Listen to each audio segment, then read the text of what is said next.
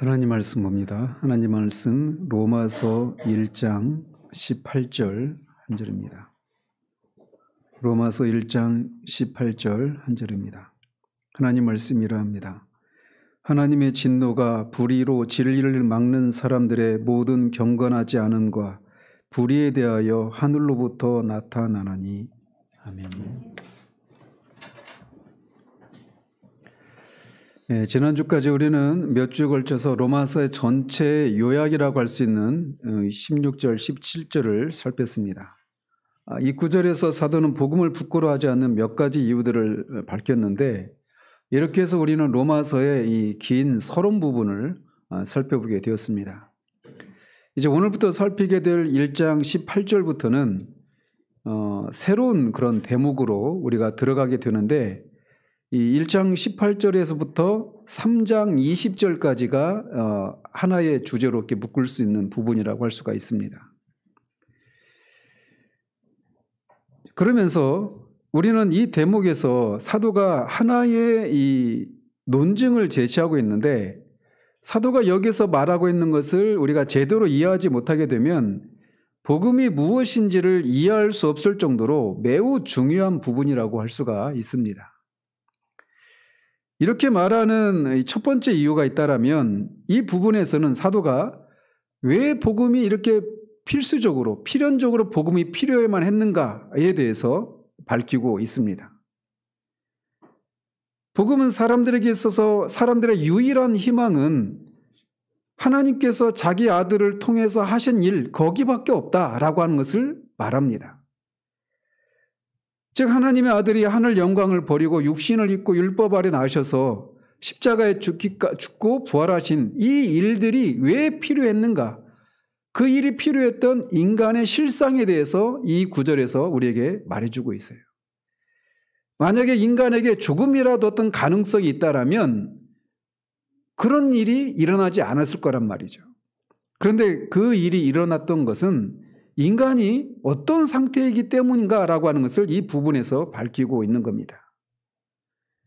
그렇기 때문에 이 부분을 이해하지 못하면 결국은 복음을 이해하지 못하게 되는 거예요.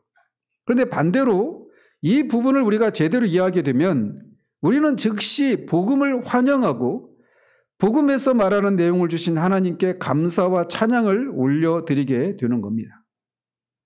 자, 이런 이유 때문에 이 부분이 매우 중요한 부분이다라고 말할 수 있어요.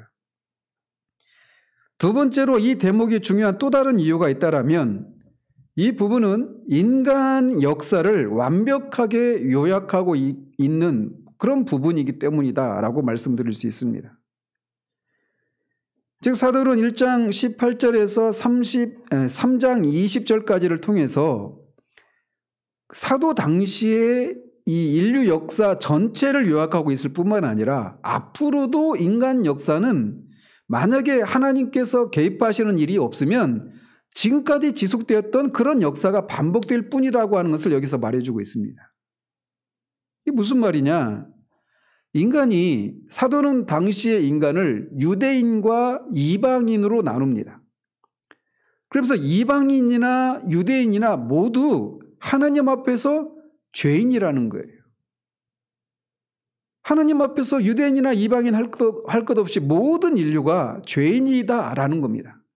죄인된 인간이 살아내는 그 사건들의 모음이 역사라고 이렇게 정의를 내릴 수 있다라면, 세상이 왜 이렇게 불의가 판을 치고 악이 넘쳐나는 이런 세상이 되었는가에 대한 이유를 이 부분에서 말해주고 있다, 이렇게 말씀드릴 수 있는 겁니다. 사도는 이 대목에서 왜 세상이 이 모양이 되었는가에 대한 그런 질문에 대해서 답을 하고 있어요. 그 이유는 의인은 없나니 하나도 없고 하나님을 찾는 자도 없기 때문이다. 그래서 사람들이 이방인도 그렇고 유대인도 그렇고 다 죄악을 행하는, 하나님의 뜻에 벗어난 그런 삶을 살고 있는 그런 사람들이기 때문에 세상이 이 모양이다, 이렇게 얘기를 하고 있다라고 말씀드릴 수 있어요. 세 번째로 이 부분이 중요한 이유가 있다라면 그것은 오늘날의 현대인들이 가지고 있는 앞으로의 미래에 대한 그런 어떤 그 이상적인 그런 미래상을 꿈꾸는 것들이 얼마나 가능하지 않은 일인가라고 하는 것을 여기에서 이 본문이 우리에게 말해주고 있기 때문에 그렇습니다. 경제 수준이 발전을 하고 교육 수준이 높아지고 문명화가 되면 인간의 삶이 더 이상적인 그런 사회가 될 것이다라고 하는 생각들을 사람들이 은연중에 가지고 있단 말이죠. 그런데 이 대목에서 고발하고 있는 인간의 실상에 따르면 그런 기대가 망상에 불과하다라고 하는 것을 말해주고 있어요. 즉 인간이 그렇게 본질상 하나님 앞에 죄인이고 하나님의 뜻에 벗어난 그런 삶을 살고 있기 때문에 인간들이 기대하는 것 같은 그런 이상사회는 이 땅에 실현이 불가능하다라는 겁니다. 오직 한 사람 한 사람이 복음을 통해서 거듭나고 새로운 사람이 새로운 사람으로 변화되는 그런 일들이 일어나지 않는 한 그런 것은 가능하지 않다라고 하는 것을 말해주고 있는 구절이기 때문에 이 대목에 대한 이해는 매우 중요한 부분이다라고 할 수 있어요. 따라서 이 대목에서 고발하고 있는 인간의 실상에 대해서 우리가 바르게 이해하지 못하면 우리는 바른 복음 전도도 기대할 수 없게 되는 겁니다. 이 부분은 이제 뒤에서 더 말씀을 더 상세하게 드리도록 합니다. 그렇기 때문에 이 대목에 대해서 우리가 사도가 말하는 대로 이해하는 것이 매우 중요하다라고 말씀드릴 수 있어요. 자, 그렇다면 이 대목에서 사도는 무엇을 말하고 있을까요? 그래서 먼저 오늘 이제 새로운 단락으로 들어가니까 우리가 길을 잃어버리지 않기 위해서 이 단락에서 말하는 것들을 좀 위에서 이렇게 바라보는 방식으로 조망하는 방식으로 또 다른 어떤 구조 분석을 하고 구체적으로 하나씩 살펴가기로 합니다. 이 구조를 어떻게 나눌 수 있느냐면 먼저 1장 18절이 이 전체 대목의 이 단독으로 이 한 구절이 이 전체 대목의 어떤 그 요약의 형태로 이렇게 우리 사도가 제시하고 있습니다. 18절은 앞에서 사도가 복음을 부끄러워하지 않는다라고 말했던 또 다른 이유이기도 합니다. 그러면서 동시에 19절 이하에서 3장 20절까지 해서 말하고 있는 어떤 요약이기도 합니다. 두 가지 의미가 있는 구절이에요. 우리말 성경은 번역을 생략했지만 18절도 가르라고 하는 헬라어 왜냐하면이라고 하는 단어로 시작을 합니다. 그래서 왜냐하면 하나님의 진노가 불의로 진리를 막는 사람들의 모든 경건하지 않음과 불의에 대해서 하늘로부터 나타났기 때문에 앞의 구절을 가지고 말씀을 드리면 그래서 내가 복음을 부끄러워하지 않는다 이렇게 말하고 있는 구절이 된단 말이죠. 이런 면에서 18절은 복음을 부끄러워하지 않고 그것을 사도가 즐거워하는 이유에 해당되는 구절이 되기도 합니다. 그러면서 동시에 하나님의 진노가 불의로 진리를 막는 사람들을 향해 나타났다라고 말하는데 하나님의 진노가 이 이방인과 유대인 모두에게 나타났다라고 말하면서 19절 이하에서 3장 20절까지 이것을 이제 구체적으로 풀어내고 있어요. 그런 면에서 1장 18절은 앞의 구절에 대한 어떤 이유이기도 하면서 동시에 이어지는 19절 이하에서 3장 20일까지 이어지는 이 내용에 대한 어떤 요약으로 또는 선언적인 그런 것을 선포하고 있는 그런 구절이다 이렇게 말을 할 수가 있습니다. 그래서 18절 한 절이 한 단락이다 이렇게 말을 할 수 있고 두 번째 단락은 1장 19절에서 1장 마지막 절까지 이어지는 부분입니다. 이 부분에서 사도는 이방인들에게 하나님의 진노가 나타났다라고 하는 것을 논증을 합니다.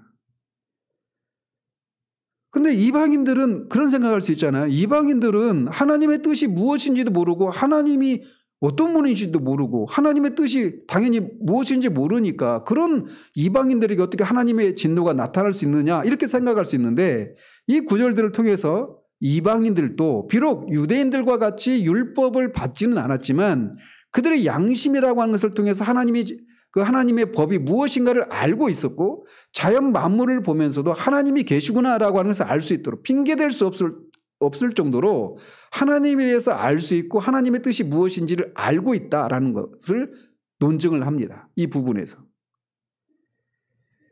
그리고 세 번째 단락은 2장 1절에서 16절까지입니다. 그래서 이 부분에서 사도는 율법을 받지 않았지만 자신의 양심에 따라 옳고 그름이 무엇인지 아는 이방인이든지 아니면 하나님의 율법을 소유한 유대인이든지 그들이 양심과 율법에서 요구하는 것을 따라 행하지 않은 자들은 모두 하나님의 진노 아래에 있다라고 하는 것을 이 부분에서 다룹니다.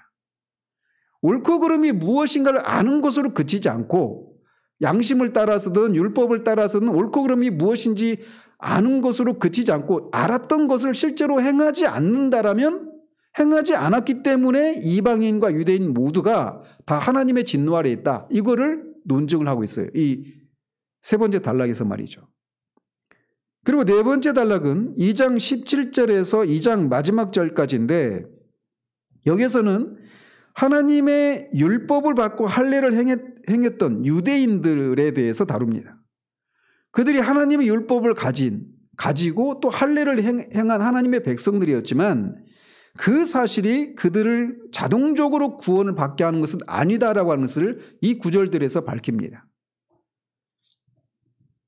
육체의 할례가 문제가 아니라 마음의 할례가 문제다라는 거예요. 자, 그렇다면 이 부분에서 이렇게 2장 17절에서 2장 마지막 절까지 그런 내용을 다루는데 그런 질문을 할 수 있죠. 아니 그러면 유대인들이 그렇게 하나님의 율법을 가지고 있고 할례도 받은 하나님의 백성들인데 그들이 이방인들과 다를 게 뭐냐? 이방인들이 가진 특권이 뭐냐라고 하는 질문을 가질 수 있지 않겠어요? 그 질문에 대한 답을 3장 1절에서 8절까지에서 하고 있는 겁니다. 이 부분에서 사도는 유대인에게는 많은 이점이 있다라고 말을 합니다. 그것은 뭐냐? 그들이 하나님의 계시를 가지고 있다는 거예요. 그러나 그 사실만으로 이방인들이 모르는 하나님의 계시를 그들이 가지고 있다라고 하는 사실만으로 그들이 자동적으로 구원을 받는 것은 아니다라고 하는 것을 밝히고 있는 거예요. 그래서 결론적으로 3장 9절에서 20절까지에서는 이런 결론을 내린 겁니다. 즉 이방인이나 유대인 모두가 하나님 앞에 죄인이고 모든 사람이 하나님의 진노 아래에 있다라는 겁니다. 그래서 이것은 결국 1장 18절로 돌아가는 거죠. 하나님의 이 진노가 불의로 진리를 막는 모든 사람들에게 나타날 때 그 모든 사람이라고 하는 게 이방인과 유대인 모두를 가리킨다라는 거예요. 따라서 이렇게 이방인과 유대인으로 그렇게 구별된 인류 전체가 한 사람도 예외 없이 다 하나님 앞에 죄인이고 하나님의 법을 어긴 그 죄인들이기 때문에 하나님의 심판이 하나님의 진노가 모든 사람들에게 나타났다는 겁니다. 그러니까 그 하나님의 진노가 모든 사람들에게 나타났기 때문에 그 사실 때문에 복음이 절대적으로 필요했다라는 겁니다. 인간이 실상이 그러하니까. 자, 이게 이제 이 대목에서 전체적으로 다루고 있는 내용들이에요. 이걸 이제 염두에 두시고 이제 다시 1장 18절로 돌아가서 이 구절이 의미하는 것이 무엇인지를 이제 구체적으로 살펴보도록 합니다. 우리는 지난 몇 주에 걸쳐서 살펴왔던 것처럼 바울은 복음을 매우 자랑스럽게 생각하고 복음을 영광스럽게 생각을 합니다. 그런데 말씀드린 것처럼 여기 18절에서도 사도는 자신이 왜 그렇게 복음을 자랑스러워하는지에 대한 또 다른 이유를 제시하고 있는데 그것은 하나님의 진노가 불의로 진리를 막는 모든 사람들의 위에 나타났기 때문에 복음을 부끄러워하지 않는다라고 말을 하고 있습니다. 그리고 그것이 바로 그가 복음을 전하는 이유이기도 한 것입니다. 그가 다른 서신들을 통해서도 우리가 확인할 수 있는 것처럼 그는 때와 장소를 가리지 않고 복음을 전했습니다. 복음을 전하는 것 때문에 갖은 고난과 핍박을 당하면서도 복음을 전했던 이유가 바로 여기에 있다라고 말하고 있는 셈이에요. 왜 자신은 그렇게 복음을 전하는 것 때문에 고난을 받고 핍박을 받는데도 왜 복음을 그렇게 영광스럽게 생각하고 복음을 전하는 데 주저하지 않았는가? 기회만 있으면 복음을 전하려고 했는가? 그것은 모든 사람들 위해 하나님의 진노가 나타났기 때문에 그들이 당할 그 영혼의 그런 끔찍한 상황들을 생각할 때 그가 그렇게 고난을 감수하면서까지 복음을 전할 수밖에 없었다라고 하는 것을 말해주고 있는 거예요. 사도가 자신이 이렇게 복음을 전하는 이유를 하나님의 진노가 나타났기 때문이라고 말하는 것을 통해서 우리는 오늘날 우리가 복음을 개인적으로든지 교회에서 말씀을 전할 때 어떤 것을 먼저 염두에 두고 복음을 전하고 있는가에 대해서 진지한 성찰을 요구한다라고 하는 것을 보게 됩니다. 우리는 복음을 믿어서 우리가 누리게 되는 이런저런 유익들이나 또는 그 과정에서 우리가 경험한 것들을 먼저 전하고 있지는 않은지 돌아봐야 돼요. 좀 쉽게 말씀을 드려서 오늘날은 예수 믿으면 복 받습니다라고 하는 것이 복음을 전하는 가장 우선순위가 바로 거기에 있지 않습니까? 즉, 그 복이라고 하는 내용이 어떤 내용이든 우리가 흔히 비판적으로 말하는 것처럼 이 현세적인 복들을 누리는 것이라고 하는 이런 기복적인 그런 어떤 차원에서의 복을 말하든지 아니면 다른 어떤 영적인 것이라 하더라도 오늘날 우리가 복음을 전할 때 가장 먼저 염두에 두고 있는 것은 복음을 믿은 우리가 인간이 누리게 될 이런저런 어떤 유익과 어떤 혜택들 그런 것을 통해서 우리가 누리게 될 행복 이런 차원에서 복음을 전하는 그리고 그런 과정 속에서 일어나는 우리가 경험하게 되는 이런저런 체험 위주로 복음을 전하는 이런 일들이 많다라는 거예요. 그런데 사도는 복음을 전할 때 인간 중심적으로 출발하지 않고 하나님으로부터 출발하고 있다는 사실을 우리가 주목할 필요가 있다는 거죠. 사도는 하나님의 진노가 불의로 진리를 막는 모든 사람들 위해 나타났기 때문에 자신은 복음을 전하지 않을 수 없다라고 말을 하고 있는 겁니다. 바울은 먼저 이렇게 하나님의 진노로부터 출발하지 하나님의 진노에서 벗어날 그 사람들의 필요나 사람들을 괴롭히고 있는 여러 가지 인생의 난제들이나 사람들이 이길 수 없는 어떤 특정한 죄를 극복하는 방법이나 사람들이 이 땅을 살아가면서 겪게 되는 여러 가지 어떤 불행과 어려움들 이런 문제로부터 출발하지 않아요. 이런 문제로부터 너희들이 해방을 받고 행복을 누리기를 원한다라면 예수를 믿어라 이렇게 전하지 않고 있단 말이죠. 물론 복음을 믿으면 이런 일들이 하나님 은혜 가운데 따라옵니다. 그렇지만 사도는 그런 것들을 먼저 언급하지 않고 하나님의 진노에 대해서 먼저 언급하고 있다는 거예요. 그것도 복음의 요건을 갖추기 위해서 요식행위 차원에서 하나님의 진노에 대해서 잠깐 언급한 후에 곧장 다른 주제로 넘어가는 이런 방식으로 하나님의 진노를 언급하고 있는 것도 아닙니다. 무려 1장 19절에서 3장 20절까지 걸쳐서 하나님의 진노가 모든 사람들에게 나타났는데 어떤 양상으로 나타났는지 그 모든 사람 안에 크게 두 그룹으로 구별되는 유대인들에게 이방인들에게 왜 하나님의 진노가 나타났는지를 이렇게 길게 할애해서 하나님의 진노를 다루고 있다는 거예요. 그런데 이것은 비단 사도 바울에게서만 발견되는 것이 아닙니다. 구약의 모든 선지자들이 외쳤던 메시지를 한번 살펴보십시오. 참된 선지자들 말이죠. 그러면 그들에게서도 언제나 이런 내용들을 발견할 것입니다. 선지자들은 언제나 이스라엘 백성들로 하여금 그들과 하나님과의 관계를 상기시키면서 그 하나님 앞에서 그들이 행하고 있는 죄악들의 그 심각함과 패역함을 지적하면서 그들을 향한 하나님의 심판을 선포하면서 그 죄로부터 돌이킬 것을 회개할 것을 촉구하는 그런 메시지들이 주를 이루었습니다. 그렇게 한 자들에게 하나님이 주시는 복에 대해서 언급을 안 한 건 아닌데 먼저 출발한 것은 그들이 하나님 앞에서 이런저런 죄악을 행했고 그 죄악에 대해서 하나님이 진노하시고 심판을 내리실 것이라고 하는 것을 먼저 경고한 후에 그 죄에서 회개할 것을 촉구하는 것이 그들의 설교의 출발선이었다라는 거예요. 그러나 거짓 선자들은 예레미야 8장에서 말하고 있는 것처럼 늘 자기 백성들의 그 상처를, 죄를 가볍게 처리하는 겁니다. 그래서 평강하다, 평강하다 외치지만 사실상 평강이 없는, 이게 구약의 선지자들의 그 메시지들을 살펴보면 사도 바울이 그 복음을 전할 때 그 출발선에서 하나님의 진노를 언급했던 것과 똑같은 것을 발견할 수 있어요. 그러나 이것은 구약에서만 발견되는 모습이 아닙니다. 신약의 첫 선지자였던 세례 요한도 그의 첫 일성은 회개하라, 천국이 가까이 왔느니라 하였습니다. 그의 메시지를 듣고 세례를 받기 위해서 왔던 바리새인들을 향해서 누가 너희를 향해서 임박한 진노에서 피하라고 하더냐라고 그들을 책망했습니다. 단지 그런 종교적인 의식을 행한 것을 통해서 임박한 하나님의 진노로도 피하려고 하는 그런 어떤 외식을 지적하면서 그렇게 질타를 했던 거예요.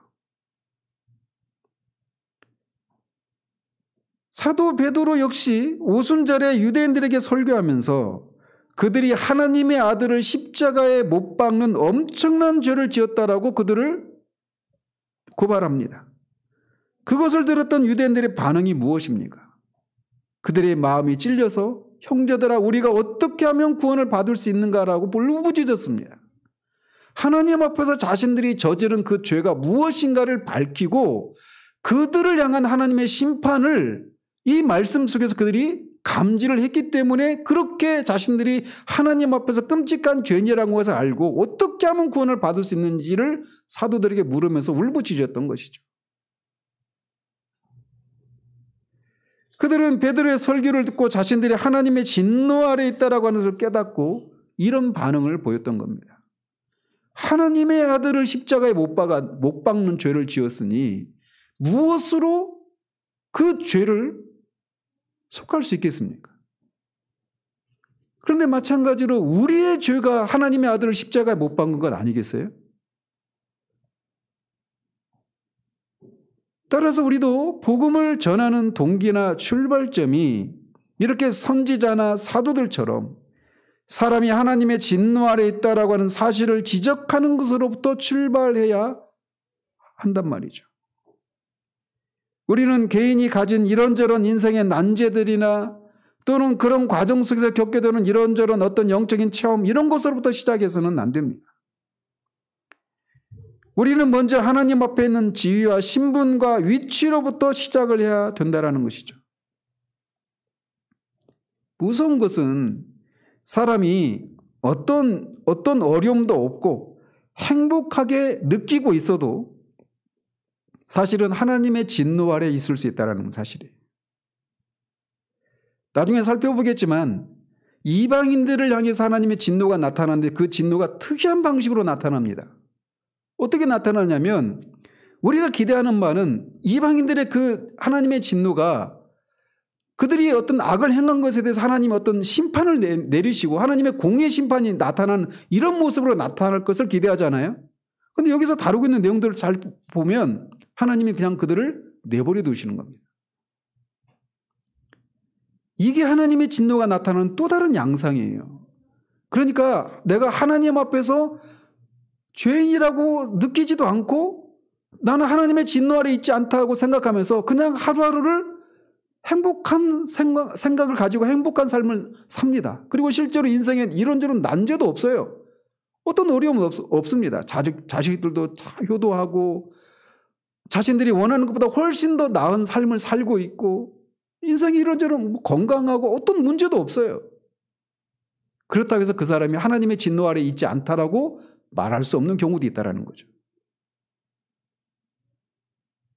거짓된 기쁨과 거짓된 평안과 거짓된 감격을 우리가 실제로 누릴 수 있습니다. 그 그게 참된 기쁨인지 참된 평안인지는 우리가 진짜 예수 그리스도를 진짜 믿을 때 그제서야 내가 지금까지 노려왔던 기쁨, 평안 이런 것들이 가짜였구나라고 하는 것을 알게 되는 거예요.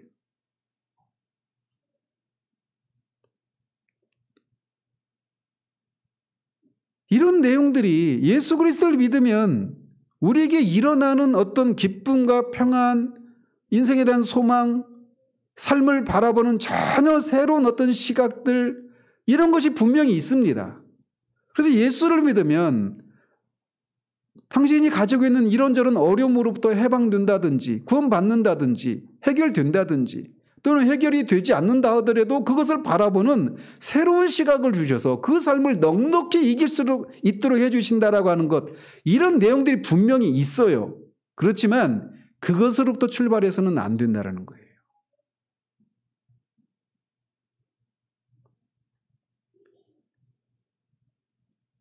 왜냐하면 우리가 바라고 소망하는 것이 있다 하더라도 그것이 내가 정말 하나님과 그리스도를 통해서 바른 관계를 맺은 데에서 오는 것이 아닐 수 있기 때문에 그렇단 말이죠.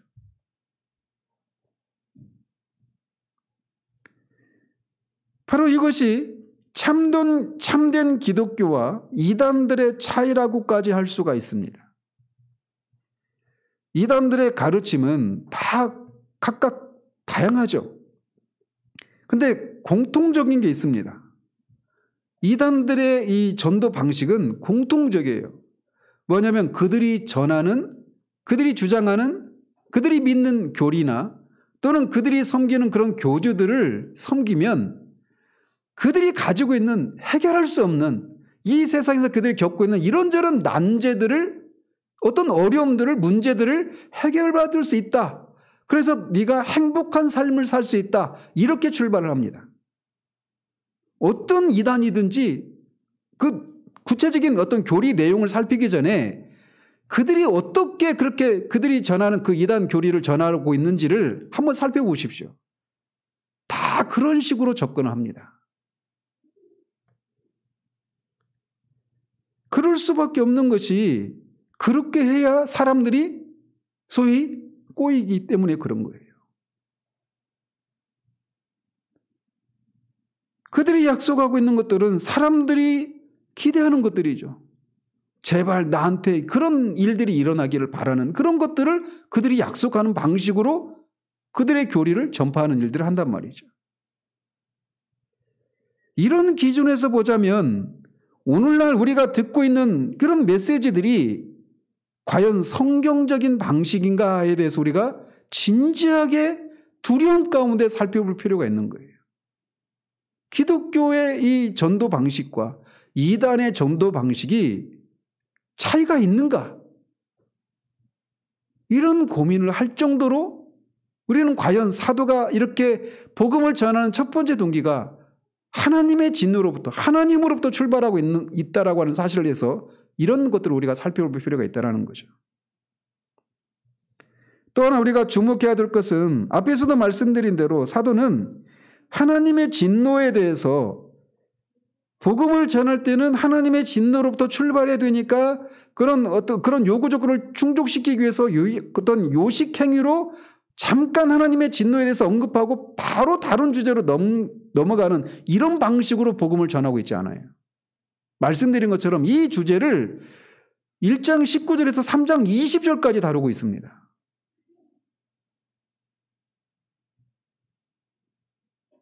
오늘 설교 제목이 상실된 교리 하나님의 진노 이렇게 정했는데 폴 오셔 목사님의 그 설교 중에 이 상실된 교리라고 하는 제목의 설교가 있어요. 거기서 그가 다루고 있었던 게 바로 이거예요. 하나님의 진노라고 하는 교리.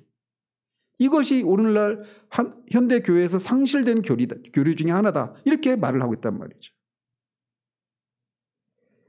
우리는 진노하시는 하나님에 대해서 낯설어하는 그런 시대를 우리가 살고 있습니다. 물론 사람마다 그 하나님 앞에서 예수 그리스도를 위해서 구원받는 그 과정이 사람마다 다르기 때문에 일괄적으로 제가 말씀드릴 수는 없지만 우리 시대에서 이 하나님이 죄에 대해서 진노하시는 하나님이시다라는 이 개념이 너무나 약해져 있는 그런 시대를 우리가 살고 있어요. 요즘 새벽 설교 때 사무엘하를 살피고 있는데 거기서도 제가 말씀드린 게 이 부분입니다. 다윗이 자신의 죄를 깨닫고 하나님 앞에 죄를 회개했잖아요. 그걸 하나님이 용서해 주셨어요. 네가 이 일로 죽지 않는다라고 말씀해 주셨단 말이에요. 그런데 그 가문에, 다윗의 가문에 계속해서 칼이 떠나지 않는다라고 하시면서 그 둘 사이에 태어났던 아이가 죽고, 또 암논이 그 이복 여동생 다말을 겁탈하고, 그것 때문에 압살롬이 암논을 죽이고, 압살롬은 또 다윗을 반역해서 일어나고, 이런 일들이 계속 된단 말이죠.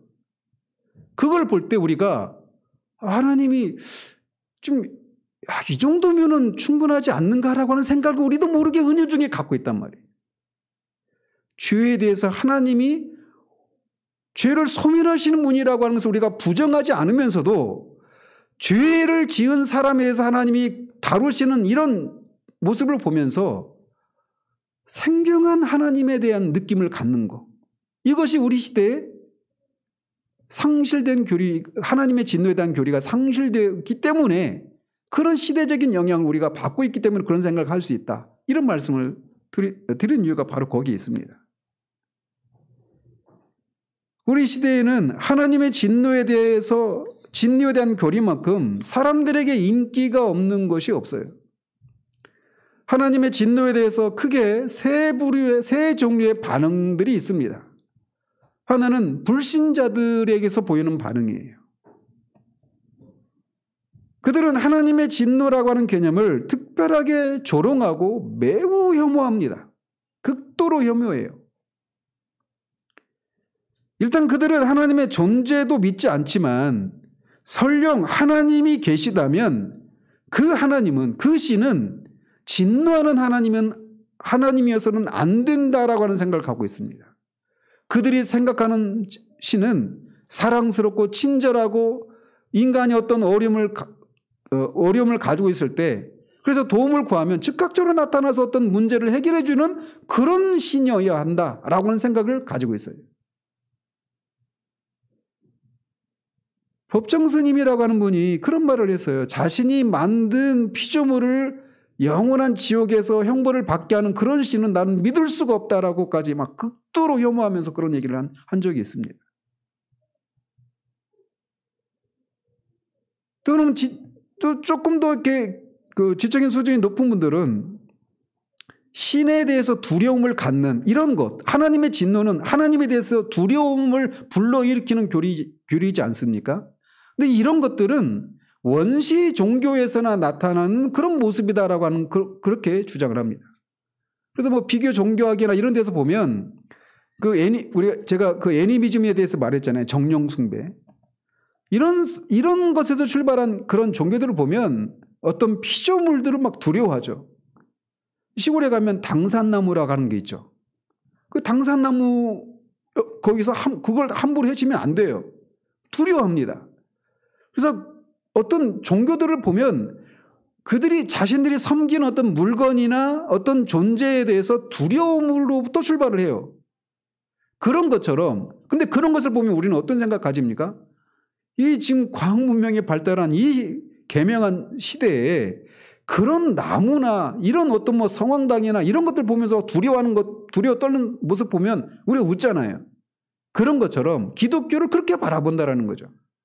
지금이 어느 시대인데 하나님이 있는지도 모르겠지만 설령 있다고 해도 그 하나님을 두려워하고 그거 막 벌벌 떨고 이런 모습 보면서 조롱하고 뭔가 좀 개화가 덜 된 사람과 같은 그런 생각을 한단 말이죠.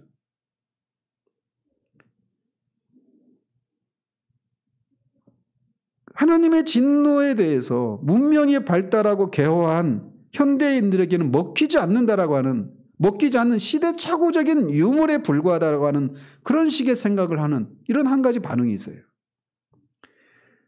또 하나의 반응은 자신들을 스스로 기독교인이라고 말하는 사람들입니다. 그들은 스스로 그리스도인이라고 주장하면서도 그리고 자신도 교회의 한 지체라고 주장하면서도 하나님의 진노에 대한 개념을 부인하는 사람들이 있습니다. 소위 자유주의자들이나 현대주의자들이 그런 부류에 해당되는 사람들이에요. 그들은 진노하는 하나님은 구약의 하나님일 뿐 신약의 하나님은 그런 분이 아니라고 하는 식으로 주장을 합니다. 이런 영향을 받은 사람들이 있어요. 교회 안에서도. 그들은 구약의 하나님을 피에 굶주린 신, 성난 신 이런 식으로 묘사합니다. 그런 신은 부족적인 신이고 예수 그리스도를 통해서 계시하신 예수 그리스도가 증거한 그런 하나님과는 다른 하나님이다. 이렇게 얘기를 하는 거죠. 사랑에 대해서 가르치고 하나님의 부성에 대한 이 개념을 가르친 예수님의 교훈과 하나님의 진노의 개념은 전혀 들어맞지 않는다라고 주장을 합니다. 예수님은 사랑의 하나님을 계시했다라는 거죠. 그럼 바울이 여기서 하나님의 진노에 대해서 말하고 있는 건 뭐냐? 바울이 바리새인이잖아요. 출신이. 그래서 랍비적인 그런 생각을 가지고 있어서 개종한 후에도 여전히 그 생각을 떨치지 못해서 그리스도의 복음에 하나님의 진노라고 하는 이 옛 개념을 덧붙였다라고 그렇게 주장하는 사람들까지도 있어요. 예수 그리스도는 오직 사랑의 하나님만을 계시하셨기 때문에 구약에서나 발견되는 하나님의 진노에 대해서 말하는 것은 하나님을 모독하는 것이다 라고까지 말하는 사람도 있습니다. 그래서 자신을 스스로 그리스도인이라고 말하면서도 하나님의 이 진노를 부정하는 사람들이 있어요.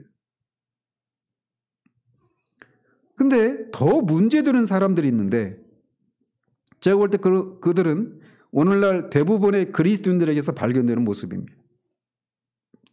그들은 자유주의자나 현대주의자들처럼 하나님의 진노의 교리를 믿지 않는 게 아니에요. 그걸 인정합니다. 하나님의 진노하시는 하나님에 대한 개념을 인정을 해요. 왜? 성경이 분명히 나와 있기 때문에 그것을 부정할 수는 없어요. 그런데 그것을 믿고 이론적으로는 받아들이지만 실제에 있어서는 부정합니다.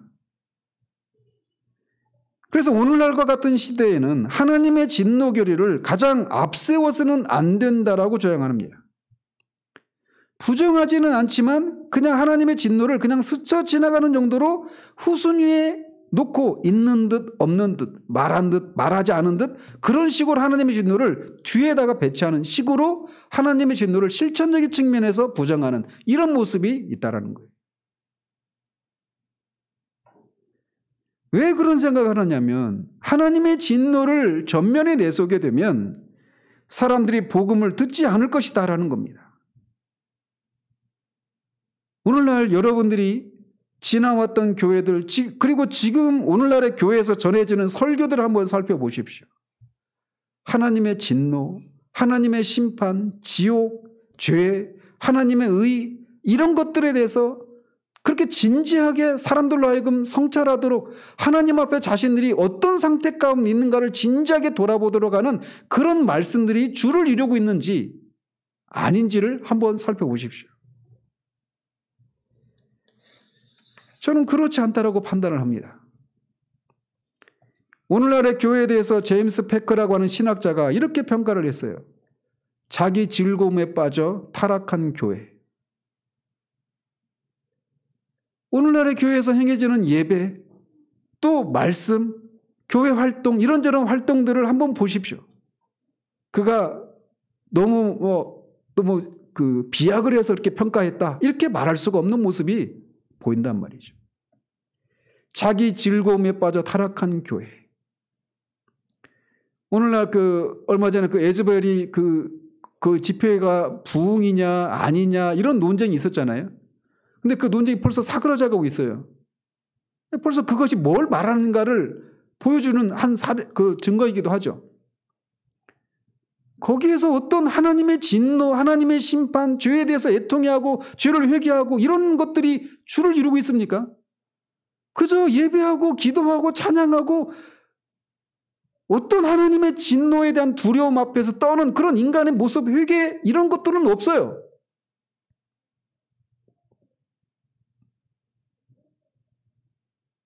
하나님의 진노교를 인정하느냐 안 하느냐가 문제가 아니라 인정하긴 하지만 사도처럼 이것을 복음 전도에 있어서 우선시하느냐 하지 않느냐 이것이 관건인 겁니다.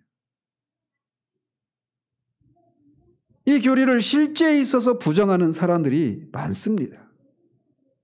그들은 그리스도를 하나님을 하나의 어떤 친구나 문제 해결자나 사람을 우리가 다 사람들은 이해하지 못하지만 우리의 그 모든 것을 있는 그대로 받아들일 수 있는 넓은 품을 가진 그런 분, 사람들과 함께 웃고 울고 우는 그런 사랑의 화신, 이런 정도로 생각을 합니다. 물론 이런 요소가 있죠. 그러나 문제는 하나님과의 화해를 이룬 사람들에게 해당되는 요소들이라는 거예요. 바울은 그런 식으로 먼저 출발하지 않았습니다. 복음을 받아들이면 인간이 겪게 되는, 인간이 누리게 되는 이런저런 유익과 행복감 이런 것을 먼저 제시하고 있지 않아요.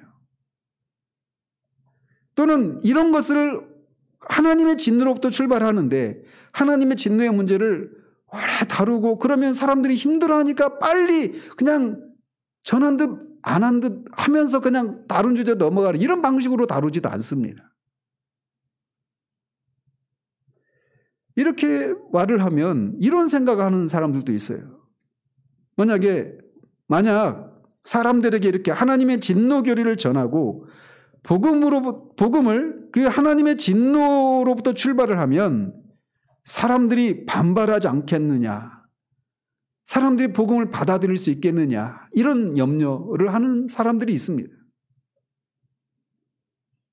근데 그런 생각하는 사람들이 간과하고 있는 게 있는데 그게 뭐냐면 복음을 전할 때 성령의 역사심이 있다라고 하는 것을 배제하고 있는 거예요.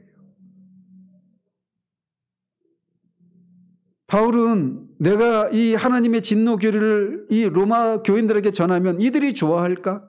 이들이 어떤 반응을 보일까? 이런 염려를 하지 않습니다. 사도행전 20장에서 말하고 있는 것처럼 에베소에서 그가 3년 동안이나 밤낮 가리지 않고 복음을 전하면서 거리낌이 없이 말씀을 전했다라고 말을 합니다. 자신이 전하는 복음에 대해서, 말씀에 대해서 사람들이 어떻게 반응할까? 이거에 대해서 염려하지 않았던 건 뭐냐면 그 문제를 성령께 넘겨버리기 때문에 그래요. 그것에 대해서 사람이 분노하든 그것을 내치든 아니면 그것에 대해서 복음을 듣고 하나님 앞에 정말 자신이 심판받아 마땅한 죄인이라는 사실들을 깨닫고 그리고 하나님의 진노가 오늘이라도 내게서 임한다라면 나는 오늘 당장 하나님 앞에 하나님의 심판 앞에 서야 되고 영원한 지옥의 형벌을 받아 마땅한 사람이라는 것을 알고 미루지 않고 오늘 예수 그리스도를 믿을지 아닐지는 성령의 역사심에 달려있다라고 하는 것을 알고 그것은 성령께 맡겨버리는 방식으로 복음을 전했다라는 거죠.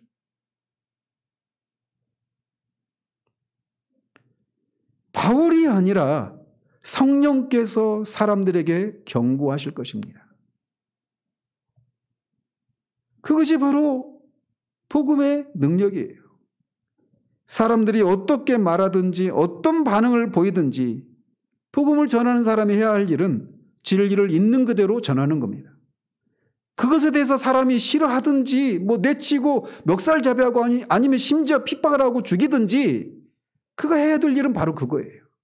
인간이 하나님 앞에서 죄로 인해서 하나님의 심판 아래 있다라고 하는 것, 진노 아래 있다라고 하는 것, 그리고 그 진노가 오늘이라도 당장 임할 수 있기 때문에 오늘이라고 하는 시간 동안에 예수 그리스도를 믿으라고, 그 진노에서 피할 수 있는 유일한 길이신 그리스도를 믿으라고 라고 하는 복음을 있는 그대로 전하는 것이 설교자의 책무인 것입니다. 그것을 적용하시는 분은 성령님이셔요. 설교자의 책무가 아닙니다. 실제로 사도는 로마서에서만 해도 모두 10번에 걸쳐서 하나님의 진노라고 하는 단어를 언급합니다. 하나님의 진노, 하나님의 분노 이런 식으로 10번을 언급해요. 1장 18절이 그 처음이고 2장 5절에서도 다만 네 고집과 회개하지 아니하는 마음을 따라 진노의 날 곧 하나님의 의로우신 심판이 나타나는 그날에 임할 진노를 네게 싼도다라고 말합니다. 죄인인 것을 알고 그 죄로부터 회개하고 예수 그리스도를 믿어서 하나님과 화해를 이루지 않고 있는 사람들에게 이렇게 경고하고 있는 거예요. 하나님의 심판 앞에서 받을 그 심판을 차곡차곡 쌓고 있다라고 말이죠. 오늘이라고 하는 시간 동안에 예수 그리스도를 믿지 않으면 우리는 내가 하나님 앞에서 계속해서 죄를 쌓고 있는 거예요. 하나님과 화해를 이루는 것, 이것이 인생에 있어서 가장 시급하고 절박한 문제인 겁니다. 그것보다 더 절박하고 시급한 문제가 없어요. 왜냐? 모든 사람은 지금 현재 이미 하나님의 진노 아래 있는 사람들이기 때문이고 그 진노가 오늘이라도 우리에게 임할 수 있는 문제이기 때문에 그렇습니다. 내가 나중에 시간이 되면 또 인생의 이런저런 문제들을 좀 해결하고 좀 한숨 돌리고 나면 그렇게 해결할 문제가 아니라는 거예요. 그 시간 우리가 담보할 수가 없는 거예요.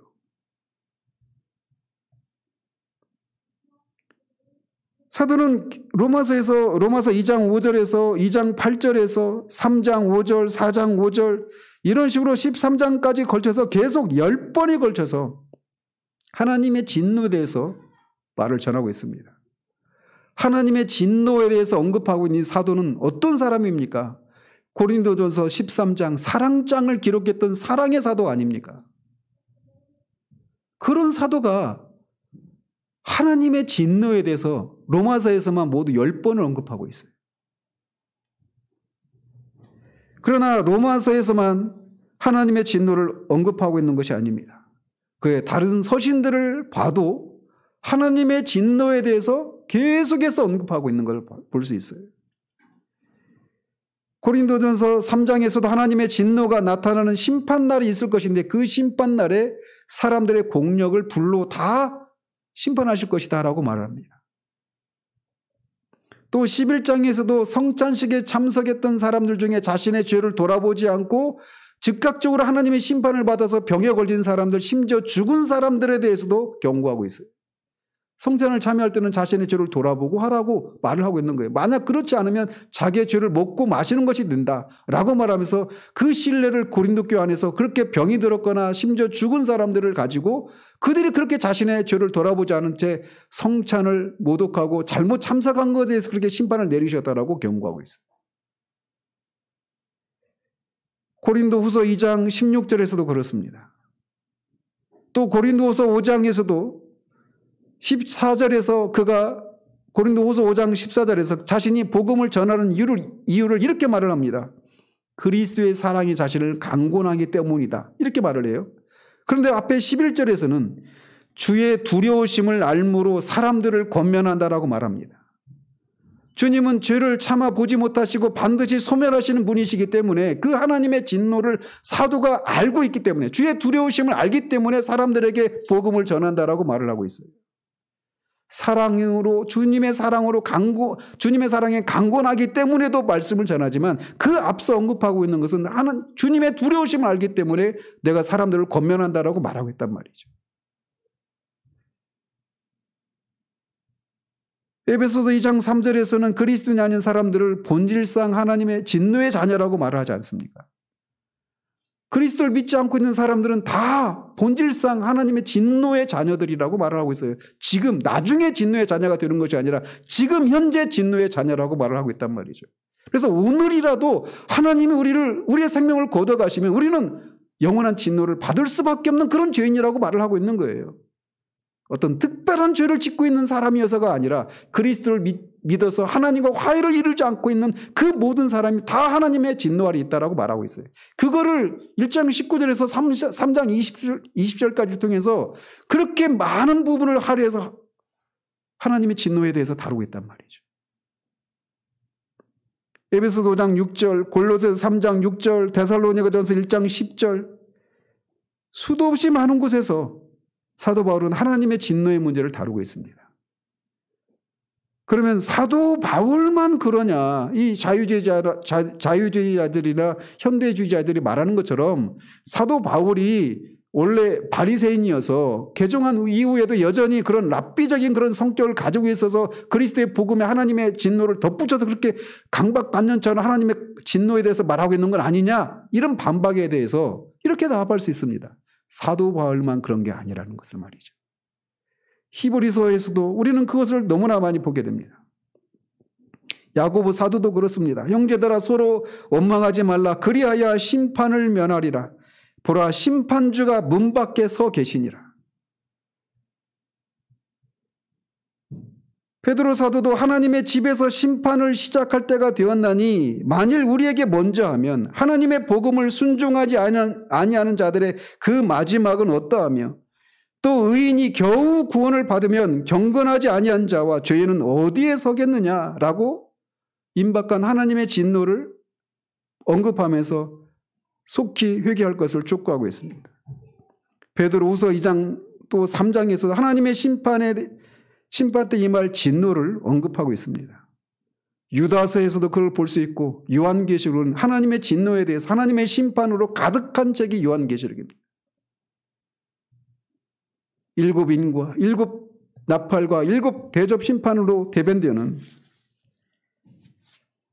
이 하나님의 심판에 대해서 이런 온통 하나님의 심판에 대한 기록으로 가득하기 때문에 요한계시록을 읽기를 두려워하는 일들이 일어나고 있지 않습니까?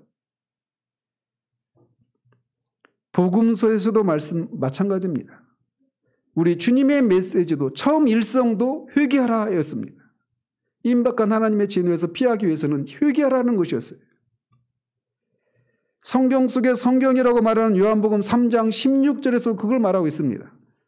하나님이 세상을 이처럼 사랑하사 독생자를 주셨으니 이는 그를 믿는 자마다 멸망하지 않고 영생을 얻게 하려 하심이라. 예수 그리스도를 믿지 않는 자들은 하나님의 심판을 받는다라고 말하고 있는 거예요. 그래서 3장 말미에서 하나님 예수 그리스도를 믿지 않는 자는 이미 하나님의 심판이 임했다라고 말을 하고 있는 겁니다. 나중에 하나님의 심판이 임하는 것이 아니라 하나님의 심판이 그의 머리 위에 머물러 있다라는 거예요. 그래서 그 심판의 칼날이 우리 머리 위를 따라서 계속 다니고 있는 겁니다. 언제 그 심판의 칼을 붙잡고 있는 그 실이 끊어져서 우리의 정수리를 뚫고 지나갈 수 있을 수도 있는 그런 상황 가운데 있다라고 말을 하고 있는 거예요. 성경 어디를 살펴봐도 하나님의 진노에 대해서 언급하고 있지 않은 성경이 한 군데도 없습니다. 왜? 하나님은 죄를 그렇게 미워하시고 싫어하시고 죄를 소멸하시는 하나님이시기 때문에 그래요.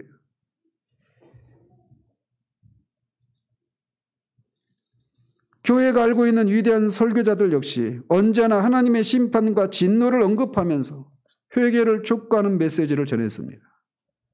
어거스틴, 칼빈, 루터, 휘필드, 웨슬레, 조나단 에드워즈는 그 유명한 설교가 있지 않습니까? 엠필드라고 하는 데서 전했던 진노하시는 하나님의 손 안에 들어있는 죄인들.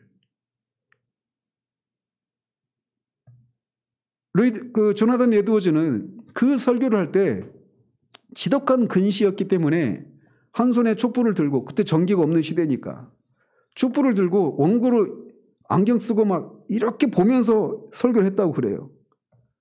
근데 뭐 저같이 뭐 소리를 막 지르거나 이러지도 않고 그냥 읽었습니다. 하나님의 진노 아래에 있는 죄인들, 손 안에 들어있는 죄인들이라는 설교를 통해서 그가 설교를 할 때 사람들이 그 설교 가운데 성령의 역사하심이 나타나서 그들 안에서 놀라운 그런 회개 역사가 나타나는 거죠. 그들이 그렇게 하나님의 진노에 대해서 다루는 그런 설교를 했던 것이 그들이 오늘날의 설교자들보다 하나님을 몰라서 그런 메시지를 전한 게 아니었습니다. 그들이 활동하던 시대의 하나님은 오늘날의 하나님과 다른 분이셔서 그런 게 아니에요. 하나님은 변하지 않으십니다. 그는 여전히 소멸하시는 분이십니다. 따라서 복음의 임무는 사람들을 하나님께 이끌어서 하나님과 화해하도록 하는 데 있는 겁니다. 복음을 전해서 교회를 사람들을 채우는 것이 급선무가 아니에요. 숫자가 얼마나 이게 중요한 것이 아니라는 거죠. 사람들과 하나님을 화해시키는 것에 있습니다. 임박한 하나님의 진노로부터 사람들을 구하는 것, 그것이 복음을 전하는 자의 1차적인 임무인 거예요. 따라서 복음을 전할 때 농담적으로 사람들을 시시덕거리게 만드는 그런 식의 말씀을 전하는 것은 있을 수가 없는 겁니다.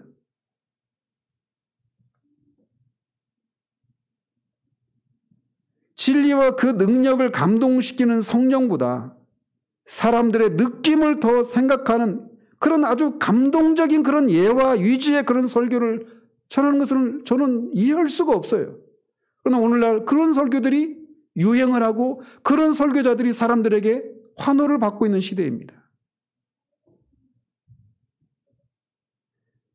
그러나 여러분이 제가 언급해드린 이런 분들의 그 설교를 보십시오. 아마 그런 설교들은 사람들의 마음을 불편하게 하는 겁니다. 제가 말씀드렸죠. 실제적으로 저는 제가 구원받은 그리스도인이라고 생각하고 있었고 나름대로 신앙에 열심을 내고 있었어요. 지겹겠지만 1년에 한 번씩 성경을 통독하고 있었고 새벽 기도를 하고 있었고 큐티를 하고 있었습니다. 로버트 멍어 내 마음 그리스도의 지배에서 나오고 있는 그거를 저는 다 했습니다. 일주일에 한 권씩 경고서적 읽고 있었고 모든 공략에 빠지지 않았습니다. 직장에서는 내가 그리스도인이라고 하는 이유 때문에 술을 거절하고 그것 때문에 직장에서 어려움을 겪고 있었어요. 이만하면 진실한 그리스도인 청년 아니에요?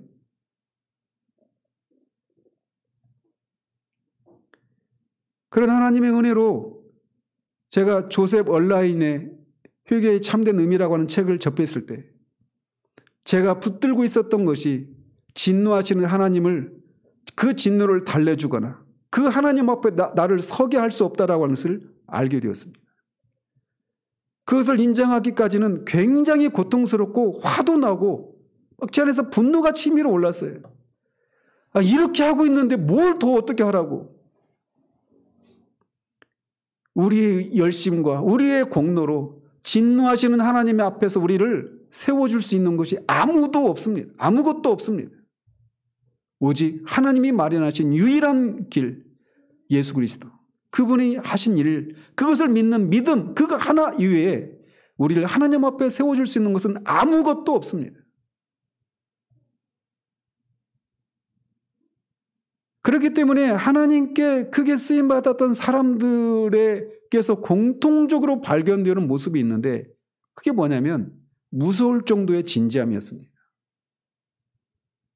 사람들이 임박한 하나님의 진노 아래 있다라고 하는 것을 아는데 그래서 그들을 그 임박한 진노에서 빠져나오라고 빠져나오라는 말씀을 전하고 있는데 웃으면서 그들에게 그 위기에서 건져 나오는 것이 먼저인데 그들을 감동시키고 그들을 행복감에 젖어 있게 만들고 잘 될 거야 라고 한 이런 것들이 무슨 소용이 있겠습니까? 그렇기 때문에 그들의 설교는 그들의 공통적인 특징이 무서울 정도의 진지함이었어요. 말씀을 듣는 사람이 오늘이 그들에게 마지막이 될 수도 있으니까 말이죠.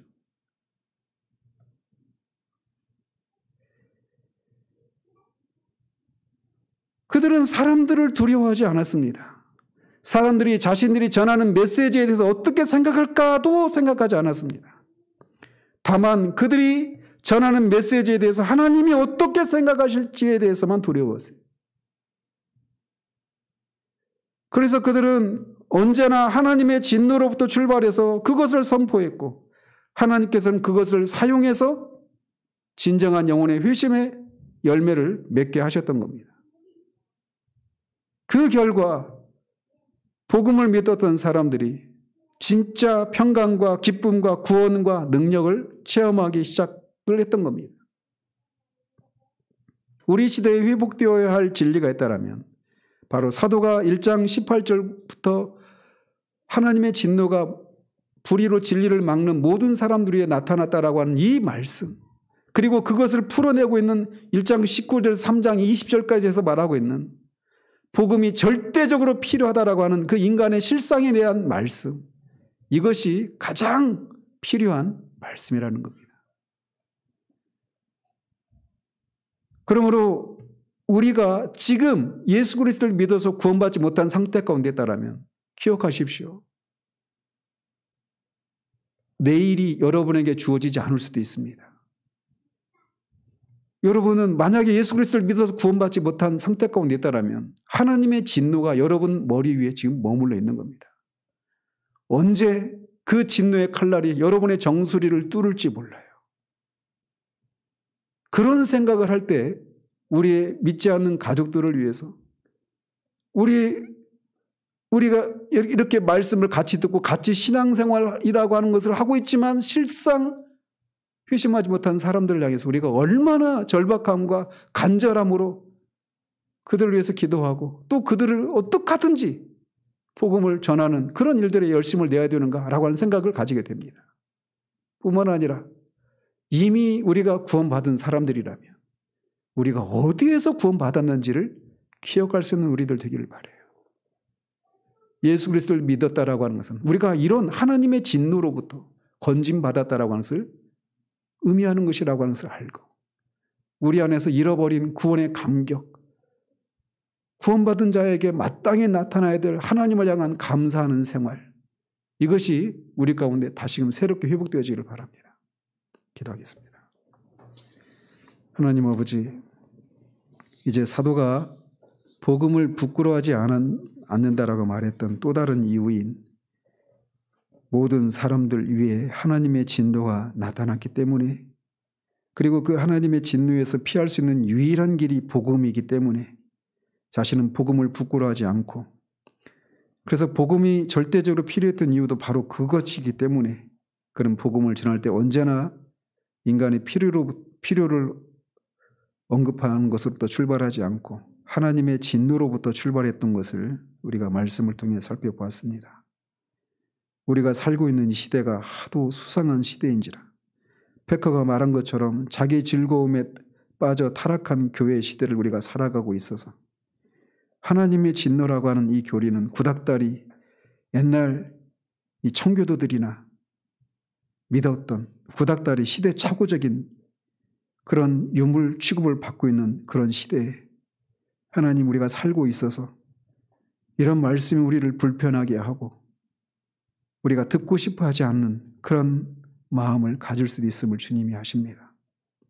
그러나 그것을 우리가 듣고 싶어 하든 그렇지 않든 우리의 실상이 그러하기에 하나님의 그런 진노가 믿지 않는 자들 위에 머물러 있다라고 하는 그 사실을 증거하는 것에 주저하거나 두려워하지는 우리들 될 수 있도록 도우시고, 그런 말씀을 사용하셔서 성령께서 역사하실 것을 믿고 그런 것을 전하는 것을 통해 실제로 그런 구원의 역사가 나타났던 그런 것을 우리가 소망하며 그렇게 우리의 필요로부터가 아니라 하나님으로부터 출발하는 그런 바른 복음을 전하는 우리들 될 수 있도록 도와주시기를 원합니다. 예수 그리스도 이름으로 기도합니다. 아멘.